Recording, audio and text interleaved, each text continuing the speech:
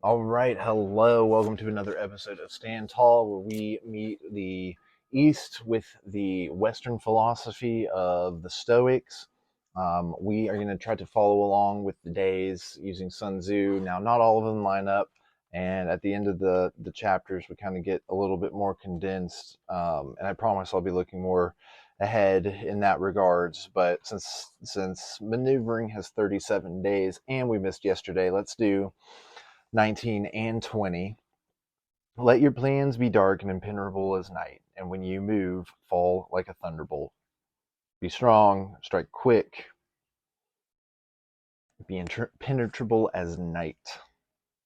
When you plunder a countryside, let the spoil be divided among your men.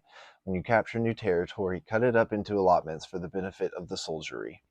I like it. I like it because it's just that's just good leadership, you know.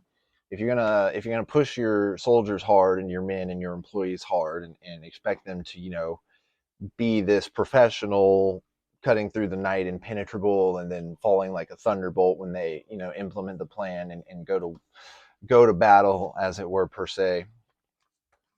Let's see. So it is hard to know as the dark. Its movement is like pealing thunder. To plunder a locality, divide up your troops. To expand your territory, divide the spoils.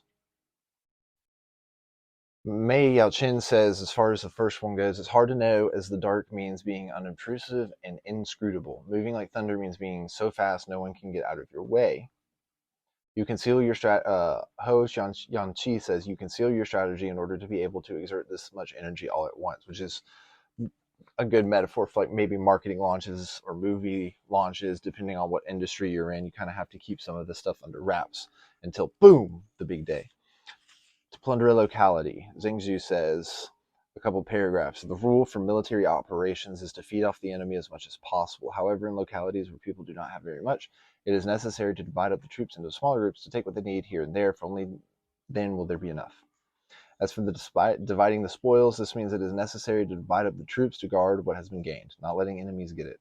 Some say it means that when you get land, you divide it among those who helped you get it, but in this context, I suspect this is not what it meant. So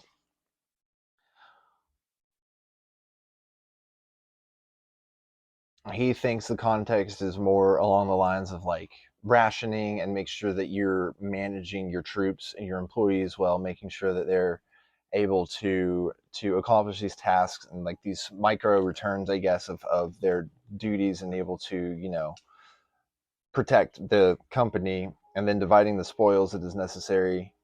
Some say it means you get the land, you divide it among those who help get it, but that's not what it meant. It's you have to guard what you've already got, and so you have to make sure that each person is actively using their strengths to guard and continue growing the empire or company. Let's hop over to the West in the teachings of the Stoics and hop on over to July 20th. Made for justice. The unjust person acts against the gods, for insofar as the nature of the universe made rational creatures for the sake of each other, with an eye toward mutual benefit based on true value and never for harm, anyone breaking nature's will anyone breaking nature's will obviously acts against the oldest of gods. Marcus Aurelius, Meditations 9.1.1.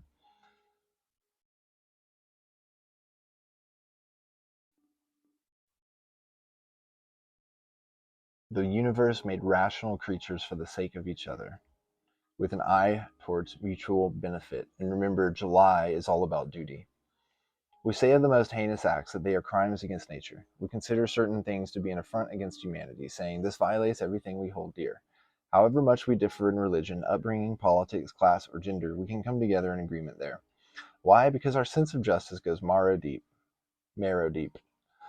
bone deep. We don't like it when deeper than the bone. We don't like it when people cut in line. We don't like freeloaders. We pass laws that protect the defenseless, and we pay our taxes, agreeing in part to redistribute our wealth to those in need.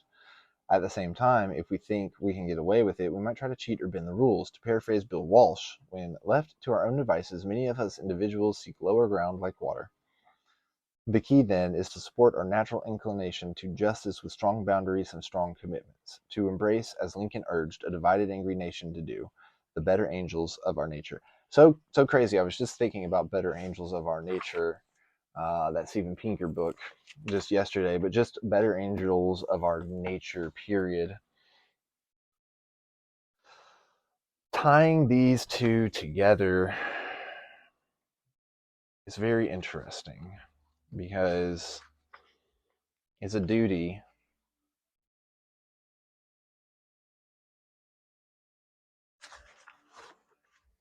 made for justice. Sorry, I was reading the 18th.